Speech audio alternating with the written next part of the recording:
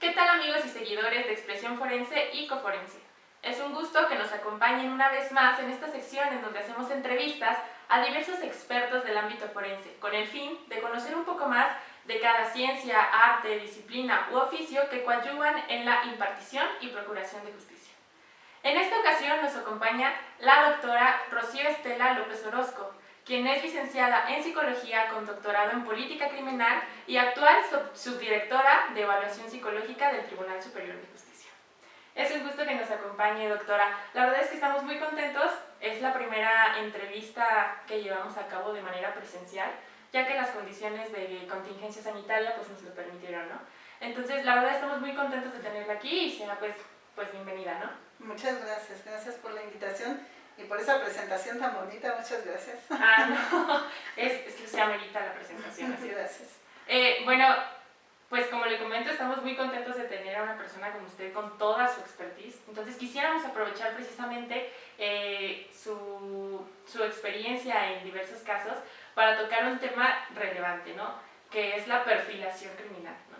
Entonces quisiéramos, para entrar un poquito en materia, entrar en el calor de la conversación de esta entrevista, pues quisiera que iniciara comentándonos pues precisamente qué es la perfilación criminal, qué es todo lo que conlleva, de dónde surge su importancia de hacer un análisis de perfilación criminal en la investigación de un delito.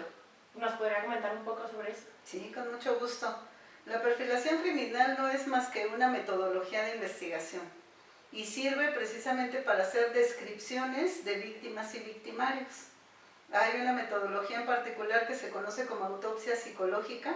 Yo la trabajo mucho ahí en el Poder Judicial y se refiere mucho a los casos donde tenemos víctimas fallecidas, desconocidas y no tenemos detenido a un probable responsable.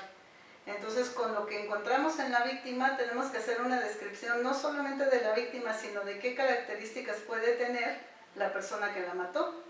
Entonces, la perfilación se usa en muchos sentidos. Puede trabajarse con casos familiares, por ejemplo, donde hay conflictos por la custodia de los hijos, ¿no? Personas que se separan, se divorcian y ahora van a pelear quién debe tener a los niños. Y ahí los jueces nos piden perfilar la conducta de las personas, quién tendrá mayores habilidades, por ejemplo, para cuidar a los niños, tenerlos en una buena condición, minimizar el impacto emocional de este conflicto tan fuerte que a veces tienen en familia. Y entonces tenemos que hacer una descripción o una perfilación de características de papá y mamá para que el juez determine quién es más idóneo para tener a los niños. Trabajamos mucho con sujetos que han cometido delitos también. Hay que ver características de personalidad de quien puede cometer violaciones, homicidios, secuestros. Y ahí perfilamos al agresor y también a la víctima. El agresor, bueno, pues nos va a dar una pauta importante para identificar esa correlación criminológica con la víctima, porque el número de falsas denuncias ha crecido significativamente, especialmente en delitos sexuales. Entonces ahí tenemos que ver si la víctima, o quien se dice víctima de verdad, fue agredida o no, y si a quien está denunciando puede ser realmente quien la agredió o está acusando falsamente a una persona. La perfilación pues, se puede aplicar en muchos sentidos. Igual me ha tocado trabajar con los grupos antisecuestros, por ejemplo, porque ellos tienen que conocer a qué tipo de personas se enfrentan cuando hay una situación de rehenes, cómo negociar con ellos, y entonces tienen que conocer los perfiles. Entonces a mí me toca explicarles esa parte para que conozcan cómo pueden negociar con este tipo de personas. Entonces pues aplica en muchas cosas. Fíjese que esto que nos comenta me parece muy interesante porque creo que de entrada cuando decimos perfilación criminal lo asocian directamente, únicamente como a identificar las características de aquel que cometió un delito, ¿no? Pero no nos fijamos en que puede tener aplicabilidad en muchos otros ámbitos, como lo he comentado, pues en el ámbito de familiar y en estas otras situaciones, ¿no? Entonces generalmente siempre se asocia con la perfilación, las características de aquel que comete un delito. Y no nos damos cuenta de que su aplicabilidad es muchísimo más extensa, ¿no? Entonces eso me parece muy interesante. Pero aquí me voy a contradecir un poquito. Quisiera que entráramos un poquito precisamente en ese rubro, en aquel que sí comete un delito, ¿no? En conocer la personalidad, de las características de personalidad. Y precisamente en este aspecto, pues se habla de que existen componentes de la personalidad criminal, ¿no? Entonces, quisiera que nos hablara un poco cuáles son esos componentes, qué nos dicen, cómo se manifiestan, cómo podemos identificarlos. Sí, como no, mira, esto de los componentes de la personalidad criminal surge porque los psicólogos tendemos a analizar conducta, básicamente. Y la criminología analiza muchos eventos que están alrededor de alguien que comete un delito. Estudian a la víctima, al victimario, la penología, la política criminal, incluso la reacción que la sociedad tiene frente a un delito. Entonces, cuando nos conjuntamos la psicología y la criminología, buscamos determinar todos esos elementos en su conjunto. Y se encontró que en la personalidad criminal existen 4 componentes básicos, que son el egocentrismo, la agresividad, la labilidad emocional y la indiferencia afectiva. Estos 4 componentes en quienes cometen delitos son muy importantes de detectar en una evaluación forense, porque nos permiten identificar que la persona egocéntrica pues le gusta sentirse el centro del mundo, le gusta sentir que es quien todo lo sabe, quien todo lo puede, es como una persona perfecta. Comete delitos porque los otros lo provocan, porque el mundo en el que ha vivido lo ha afectado, ¿no? Entonces siempre deslinda la responsabilidad hacia los demás y hasta en su propio discurso nosotros podemos darnos cuenta de cuando alguien es egocéntrico. Tuvimos algunas situaciones delictivas, sobre todo de violencia sexual, donde los agresores mencionan que ellos violan o cometen abusos sexuales porque la víctima los provoca. Y lo hacen porque ellos están presentes, ¿no? Entonces, por ahí alguno decía que violó a su hijita de 11 meses de edad porque esa bebé lo estaba provocando. Y decíamos, bueno, ¿cómo una bebé de esa edad te puede provocar? Y él decía, bueno, pues es que cuando su mamá le cambiaba el pañal y yo estaba presente, entonces la niña subía las piernas y las abría, entonces me deseaba. Cuando yo estoy presente lo hace, provoca que el sujeto no tenga conciencia que la niña, aunque esté solita, va a realizar esos movimientos. Él lo asocia directamente con su presencia. Ahí hay un discurso claramente egocéntrico. Y decía él, bueno, me provoca, pero además yo estaba alcoholizado, pero además mis papás son malas personas. Entonces todo ese contexto es como todos tienen la culpa de que yo haya hecho realizado esa conducta, ¿no? Sí. El egocentrismo tiene 3 vertientes. Puede ser de tipo intelectual, puede ser de tipo afectivo o de tipo social. Y si lo piensas un poco, pues siempre vas a conocer gente que tiene esas características, aunque no necesariamente sea delincuente, pero con los delincuentes lo vamos a notar de manera más evidente. Okay. Entonces, un egocéntrico intelectual siempre tiene la razón. Todo lo sabe, todo lo puede, ha hecho todo lo que los demás le pregunten. Un egocéntrico afectivo quiere acaparar el afecto de las personas y un egocéntrico social busca llamar la atención. Entonces vamos a encontrar esas combinaciones o puede presentar incluso los 3 tipos de egocentrismo una misma persona. Tenemos la agresividad, que sería el segundo componente de la personalidad criminal, que eso tiene que ver con los niveles de destructividad que maneja el sujeto. Por eso de pronto encontramos víctimas que traen más de 500 puñaladas, por ejemplo, ¿no? Y decimos, pero si con una la hubiera matado, ¿por qué le dio 500?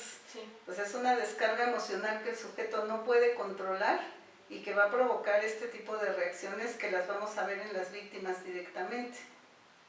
Y el tercer componente sería la labilidad emocional. Implica cambios en las emociones.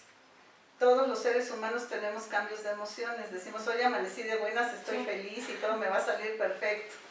Y de repente nos pasa algo que no nos gustó, ¿no? No sé, a lo mejor llovió y no íbamos preparados, nos mojamos y eso nos enoja. Eso implica un cambio emocional. En el delincuente vamos a ver estos cambios de manera drástica. Está en este momento contento, pasa algún evento que no le gusta, un estímulo del ambiente, y en ese momento se irrita, se enoja y golpea al que está enfrente. Estos cambios van a ser muy notorios. Y el cuarto componente es la indiferencia afectiva, que implica que no le importa el daño que está causando a las demás personas. Y estos componentes los vamos a encontrar mucho en los casos de violencia extrema, donde realmente las reacciones emocionales son incontrolables, y mucho en los delitos de orden serial.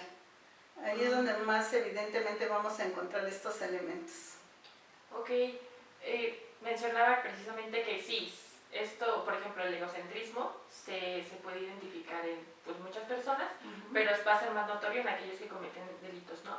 Así es. Y esto me hizo pensar, por ejemplo, estas características, estos componentes de la personalidad criminal, se pueden presentar en cualquier etapa de desarrollo, es decir, se pueden identificar en niños, adolescentes, adultos, cuáles son las variables, con qué intensidad se van a ver, o cuáles son las diferencias que se presentan entre, por ejemplo, un niño de 7 años y a lo mejor uno de 12, o cómo se pueden identificar estos componentes. Y precisamente a lo mejor es más evidente en un adulto, pero a lo mejor se manifiestan de manera distinta en un niño, no sé, de 5 años, pero allí están presentes. Entonces, ¿cómo se podrían manifestar? Claro, fíjate, curiosamente estos componentes son identificables a partir de los 4 años de edad. Y si se logran identificar en un niño con estas características, el pronóstico a futuro es muy malo. Porque estos niños generalmente van a desarrollar lo que se conoce como un trastorno de la conducta. De acuerdo a los manuales diagnósticos que nosotros utilizamos, el DSM y el CIE, ahí se habla de este trastorno de la conducta, en donde el niño va a empezar a transgredir normas desde temprana edad. A veces el problema para identificar estos componentes es que la gente cree que son características propias de la edad y de la etapa del desarrollo. Dicen, el niño está haciendo berrinche, sí, pero eso es normal. Estaba tan enojado que empezó a romper las cosas de lugares, ya se le va a pasar. O es un adolescente que azota la puerta y me dice de groserías y dicen, eso es de la edad. No, eso ya nos está generando un foquito de alarma que debemos estar pendientes de atender, porque si estos componentes se detectan, te decía yo, genera un mal pronóstico. Como niño y como adolescente va a presentar un trastorno de la conducta, pero si esto no se atiende en un momento adecuado, cuando cumpla la mayoría de edad, se va a convertir en un trastorno antisocial de la personalidad. Y son las personas más violentas que se pueden imaginar. Entonces sí es muy importante identificar las características, se manifiestan más o menos de la misma forma. El niño egocéntrico pues quiere toda la atención con él, ¿no? Yo soy el más bonito, el más inteligente, el que corro más rápido, en fin, todo lo positivo. Si la mamá o el papá ponen atención en otro niño, de inmediato se atraviesan y no, aquí estoy yo, ¿no? La parte afectiva. Además les gusta mucho darse a notar en lo social, ¿no? Estar brincando, haciendo cosas que provoquen la atención de las personas a su alrededor, y entonces empiezan con esas manifestaciones. En el caso de los adolescentes, pues vamos a ver mucho esa parte vanidosa, ¿no? Como yo soy el guapo o la bonita, y como todos están a mi alrededor y pendientes de lo que yo quiero, pues entonces estoy obteniendo lo que necesito y lo que deseo, y empiezan a manipular a las demás personas. Y si no hacen lo que ellos quieren, empiezan las reacciones violentas. Pueden golpear, anular a la persona, ¿no? Ya no te conozco, ya no te hablo porque no haces lo que yo digo, y entonces empiezan a generar esos niveles de destructividad. Aparte me hiciste enojar, entonces tú ya no le hables, tú tampoco le hables, además hazle la vida de cuadritos, y entonces empiezan a tener estas manifestaciones. Y ya como adultos, bueno, pues como el ejemplo que te comentaba de este agresor sexual, bueno, pues tienen esas características. Ok, y por ejemplo, ¿cuáles son los factores que podrían, pues, que interfieren en esto, en que, por ejemplo, se presente estos rasgos a temprana edad, a los 4? Es decir, ¿qué es lo que lleva a que un niño se convierta en un adulto violento? Dijimos, si ya identificamos que el pequeño está manifestando este tipo de rasgos, pues va a convertirse en un problema más adelante si no se trata. Pero esos rasgos que en un inicio aparecen, ¿cuáles son los factores que pueden provocar que a lo mejor eso se manifieste? Claro, mira, de entrada siempre manejamos factores biopsicosociales. La parte biológica que tiene que ver con una cierta herencia que pueden tener de parte de los papás y que tiene mucha relación con el temperamento. Cómo reaccionamos ante los estímulos del ambiente. Somos coléricos, enojones o bastante ecuánimes, cómo funcionamos. La parte psicológica tiene que ver con cómo ha sido tratada esa persona. Incluso eso va desde más allá, fue un niño deseado, querido, aceptado, lo trataron bien, lo maltrataron. No es lo mismo ser producto de una violación que ser un hijo deseado, ¿no? Por ejemplo, ahí la reacción de la gente que está a su alrededor pues va a generar un impacto en la conducta del niño. Y la parte social pues tiene mucho que ver en dónde se desarrolla, en qué tipo de familia. Es una familia integrada, funcional, afectuosa con el niño, o por el contrario, es una familia violenta, desestructurada, donde el niño sufre maltratos constantes y luego vive en una zona criminógena de la ciudad, pues todo eso se exacerba. Entonces generalmente se toman en cuenta todos esos elementos. Pero adicionalmente en esta parte psicológica es muy importante ver que a veces las mamás somos las que vamos a provocar que un niño desarrolle estas características egocéntricas.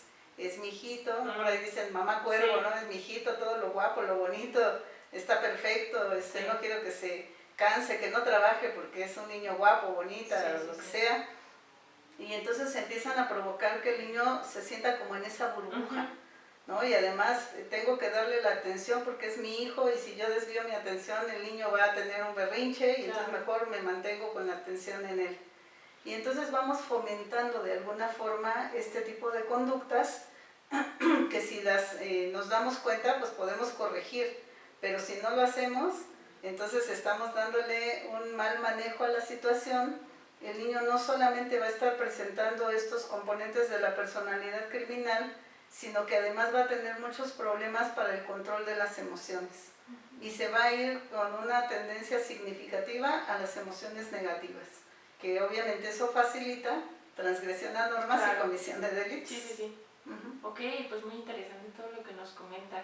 Entonces, a veces lejos de hacer un bien, estamos haciendo un mal y es por eso que luego en algún momento llega y, ¿pero qué estás haciendo esto? Si te di siempre todo, me diste más de lo que me tenías que dar, ¿no? Todos los extremos son malísimos. Exacto, es correcto. Sí. Bueno, ya nos dio como un bagaje general de lo que es la perfilación criminal, precisamente los elementos, los componentes de la personalidad criminal y todo esto. Entonces, quisiera que nos hablara ahora un poco sobre cuáles son las características de la personalidad criminal que podemos ver manifestadas, por ejemplo, en el lugar de investigación. Se ha hablado de algunos términos como que son el modus operandi, firma, ritualismo, y nos hablan de que ese tipo de esos aspectos nos hablan mucho de la personalidad de quién está cometiendo el delito, ¿no? ¿Nos podría hablar un poquito de eso? Sí, claro. Estos componentes son muy importantes, son diferentes a lo que hablábamos de los componentes de la personalidad criminal, pero están inmersos en la comisión del delito. Tienen que verse tres factores importantes: el motivo, el modus operandi y la firma. El motivo es lo que impulsa al sujeto a cometer ciertos delitos, ya sea violaciones, homicidios, secuestros, en fin, porque es lo que lo mueve internamente. A lo mejor fue un niño que sufrió violencia por parte de su mamá, empieza a desarrollar odio hacia las mujeres y cuando crece quiere causarle daño a las mujeres que tienen características similares a su mamá. Y entonces va a empezar a agredir mujeres, ya sea solamente con amenazas, con insultos o incluso llegando a violentarlas sexualmente o matarla. El modus operandi tiene que ver con esta idea que genera el agresor desde que empieza a generar la idea de cómo cometer un delito hasta que ejecuta el acto. ¿Qué debo de hacer? A ver, quiero violentar mujeres, bueno, pues tengo que tener contextos de vida en donde pueda estar en contacto con personas del sexo femenino. Quiero además tener facilidad para establecer comunicación con ellas, entonces la adaptabilidad social del sujeto tiene que ser muy buena, ¿no? Ser alguien seductor, manipulador, extrovertido, que entra en contacto fácilmente con otros. Y entonces empieza a desarrollar la idea: ya me gané la confianza de la persona, puedo hacer que vaya a mi casa. Si logro que vaya a mi casa, entonces en mi casa voy a tener una cuerda para estrangularla y voy a tener a lo mejor alguna sustancia tóxica que se la voy a poner en el vaso, y empiezan a generar esa idea, empiezan a seguir los pasos. Cuando logran captar a la víctima y ejecutar la acción, ahí es donde se termina el modus operandi. Y la firma tiene que ver con características muy particulares de cómo imprime su sello personal al cometer un delito. Ustedes habrán oído mucho de agresores seriales que han sido conocidos a nivel mundial y en donde dicen, por ejemplo, el asesino del Zodíaco ponía una marquita en todos sus homicidios, ¿no? Entonces, eso es una firma. Individualiza. Se sabe que todos los delitos donde encontraran ese símbolo tenían que ver con el asesino del Zodíaco, por ejemplo, ¿no? Ok, vale, pues. Es que ya no puedo con tanta información, es un mundo. Bueno, ya nos estamos acercando un poquito hacia el final de esta entrevista, entonces, precisamente para retomar algunos puntos, quisiera entonces que nos comentara así, a grandes rasgos, cuáles son como los pilares para poder hacer una perfilación criminal, que esto se tiene que tomar en cuenta sí o sí, y como nos habían mencionado, es una metodología, ¿no?, de investigación. Entonces, esta metodología, ¿cuáles son los pilares en que dices, esto no te puede faltar para poder hacer una perfilación criminal? Si te está faltando esto, aguas porque esto no está bien. Así es, tenemos que seguir una metodología, como bien dices, y lo primero es determinar qué tipo de delito vamos a investigar. Si hablamos de violencia sexual, por ejemplo, tenemos que tener muy claro qué implica una violación y qué implica un abuso sexual, o qué implica un acoso sexual o un hostigamiento. Son condiciones diferentes. Entonces tengo que primero delimitar qué delito voy a investigar. Si yo tengo conocimiento del delito, tengo que irme a la escena. ¿Qué encuentra en la escena el investigador, principalmente el criminalista que va a estar buscando toda esa evidencia y que a mí me va a servir para tomar en cuenta en esa perfilación? El que una persona la maten en su casa tiene un significado, que la tiren en la basura cuando ya la mataron tiene un significado. Esos elementos a nosotros nos son muy útiles y tenemos que trabajarlos directamente con los criminalistas. Y luego desde la psicología forense tenemos que buscar esta conexión víctima-victimario. ¿Qué emociones se presentaron durante la agresión que sufrió la víctima? Que nos van a dar una información muy importante sobre la huella psicológica o la necesidad psicológica que tiene ese agresor. De qué tipo de fantasía está valiéndose para llevar a cabo esas acciones, y con esos elementos puedo desarrollar un perfil con mucha precisión. Si tenemos personas vivas, pues los evaluamos directamente, ¿no? Entrevistamos, aplicamos pruebas y eso nos va a permitir obtener características de personalidad que yo voy a plasmar en un informe pericial y se los voy a dar al juez. En ese informe yo no diagnostico, hago una perfilación, una descripción de las características de personalidad para que el juez tenga esos elementos. Si tengo víctima fallecida y no tengo detenido, tengo que buscar características de la víctima que sean importantes o relevantes. Se trata de una mujer o de un hombre. Tiene algunas características físicas que pudieran ser importantes para el agresor. No sé, una persona a lo mejor de edad avanzada pues es muy vulnerable a ser agredida porque ya no puede defenderse, ¿no? Por ejemplo, un niño. Entonces eso me va a empezar a dar una pauta. Y adicionalmente tengo que ver qué estoy encontrando en el cuerpo. ¿Qué está plasmando el agresor en esa víctima? ¿Tiene lesiones intimidatorias, motivacionales, de ensañamiento? ¿Hay una sola herida que me indica que le dieron un solo disparo? Algo que me ayude a conectar esta relación víctima-victimario. Esa es una parte muy importante. Y bueno, con esos elementos ir buscando qué me quiso decir el agresor con lo que está plasmando en la víctima. Con esos elementos puedes desarrollar un perfil muy preciso. Ok, mencionó algo que me lleva a una duda. Por ejemplo, mencionaba que para el análisis del lugar, pues es importante ir muy de la mano con el criminalista. Así es. Yo entiendo que pues, por la carga de trabajo, pues no se podría que ustedes se presenten como en todos los lugares, ¿no? Pero desde su punto de vista, ¿usted piensa que eso sería como relevante, que como tal los perfiladores estuvieran en contacto con el lugar de intervención? ¿O bien se puede trabajar a partir de toda la información recopilada por el criminalista? Sí, puede ser de las dos formas. Si nosotros pudiéramos tener la posibilidad de ir a la escena, podemos hacerlo. De hecho, a mí me ha tocado hacerlo en algunos casos. Y es muy importante porque tienes fresca toda la información del lugar. Es creo que lo idóneo. Pero cuando eso no se puede, están los reportes de criminalística, hay fotografías y eso también nos ayuda mucho para identificar cómo estaba la escena, en dónde estaba el cuerpo, en qué condiciones y todo eso.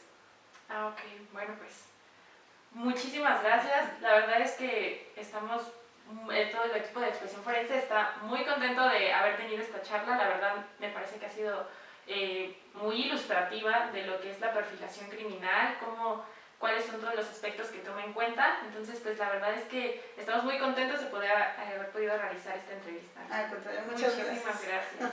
Gracias. Bueno, amigos de Expresión Forense y Coforense, muchas gracias por acompañarnos una vez más en esta entrevista. No olviden seguirnos en todas nuestras redes sociales y darle like y compartir a este video. Hasta luego.